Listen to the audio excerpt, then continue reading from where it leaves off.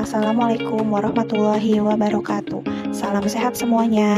Di sini saya akan memaparkan laporan orientasi ASN PPPK, rencana aksi perubahan pengenalan nilai dan etika instansi pemerintahan bagi PPPK Kabupaten Cirebon dengan judul Kendali Analisis Kuantitatif Cepat Insidental Lembaga Screening Rekam Medis Elektronik atau disingkatkan CIL-RME yang disusun oleh saya sendiri, Rifda Yalani Srina dari Puskesmas Bangun. Izinkan saya memperkenalkan diri. Nama saya Rifda Yalani Srina, NIP 199505072521.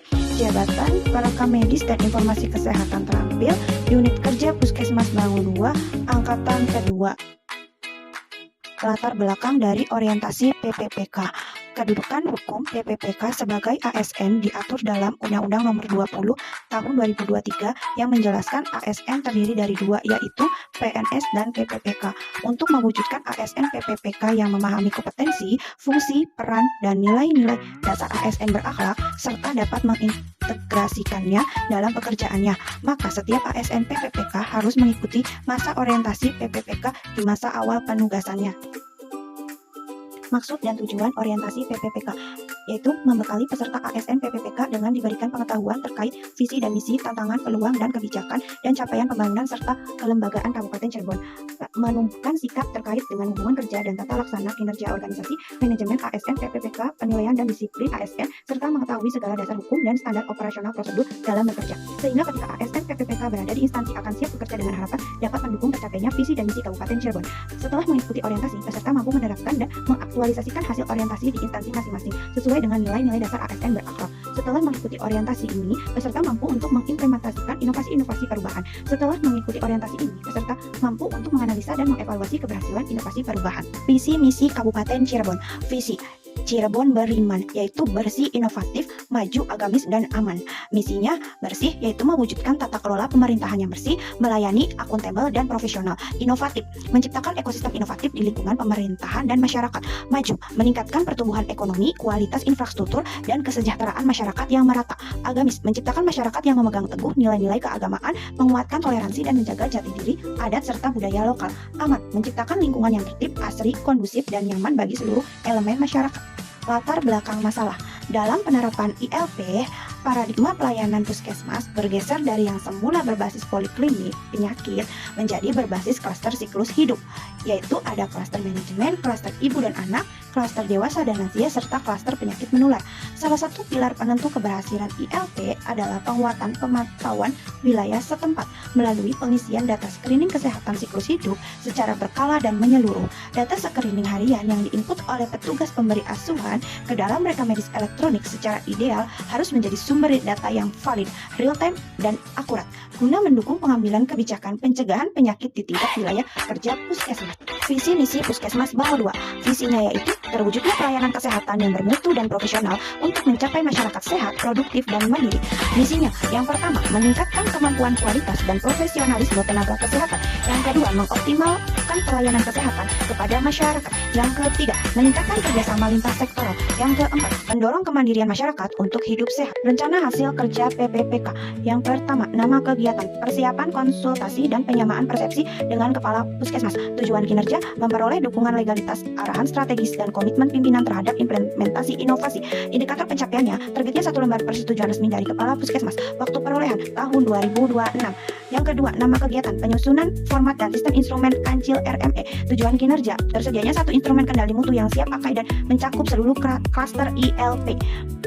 Indikator pencapaian, menghasilkan alat ukur, alat kendali yang praktis, cepat, diisi kurang lebih 1 menit dan valid secara metodologi analisis kuantitatif. Waktu perolehan tahun 2026 sampai 2030. Yang ketiga, sosialisasi dan edukasi inovasi kepada PPA.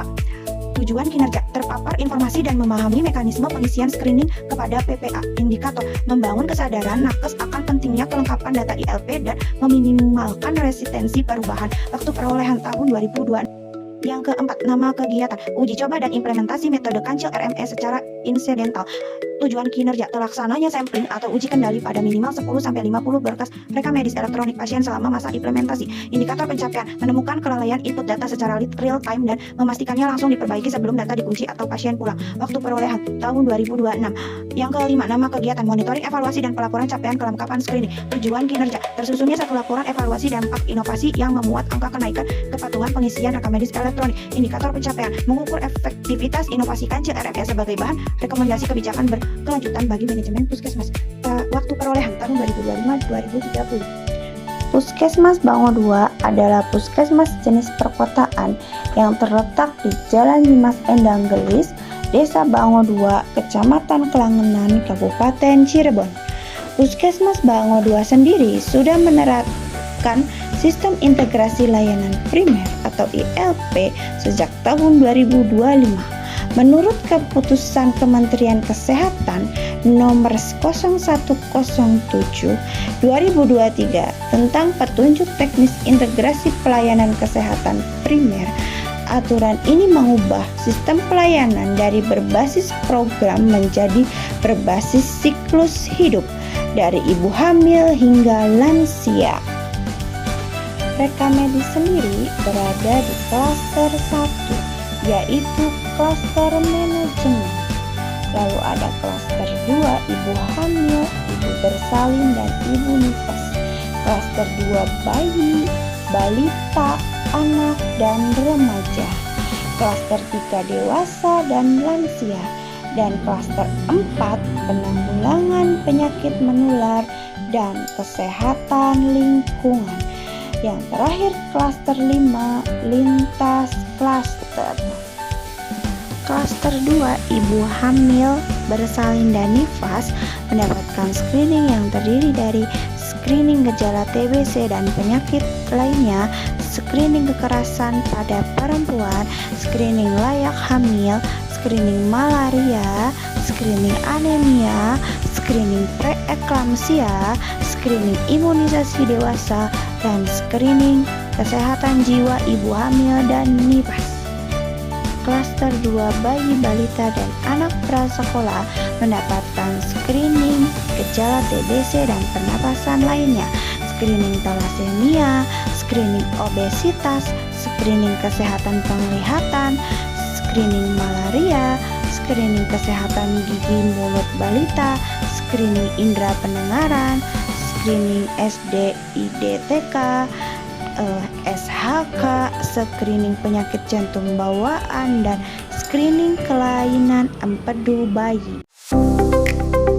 Klaster 3, usia dewasa mendapatkan screening gejala TBC dan penyakit pernafasan lainnya, screening kekerasan pada perempuan, screening thalassemia, screening obesitas, screening diabetes mellitus, screening hipertensi, screening kesehatan penglihatan, screening kanker kolorektal, screening layak hamil, screening malaria, screening risiko kanker payudara, screening anemia, screening self-reporting questionnaire, screening resiko kanker paru, screening resiko penyakit jantung, screening resiko stroke, screening pernafasan kehamilan pasien KB, screening kebugaran dewasa, screening WHO, screening gigi dewasa, screening resiko kanker serviks, screening indera pendengaran, screening imunisasi dewasa,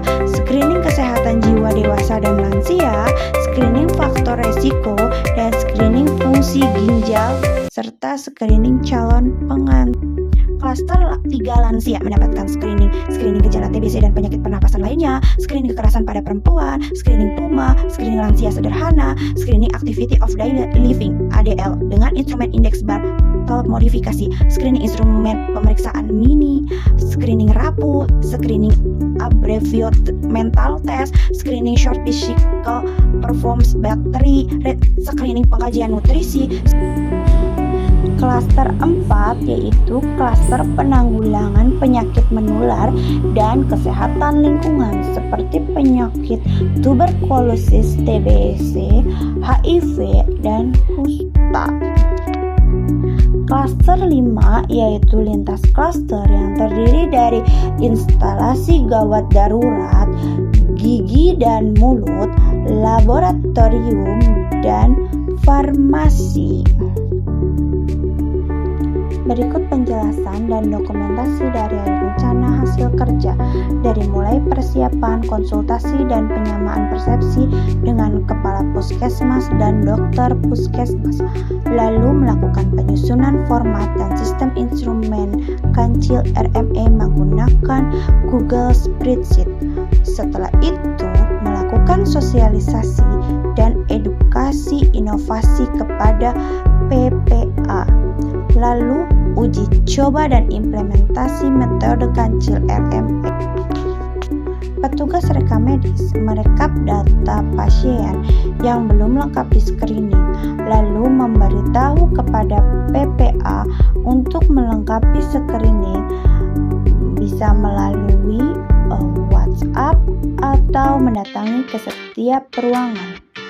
Lalu berikutnya, diadakannya monitoring, evaluasi, dan pelaporan capaian kelengkapan screening untuk melihat capaian screening.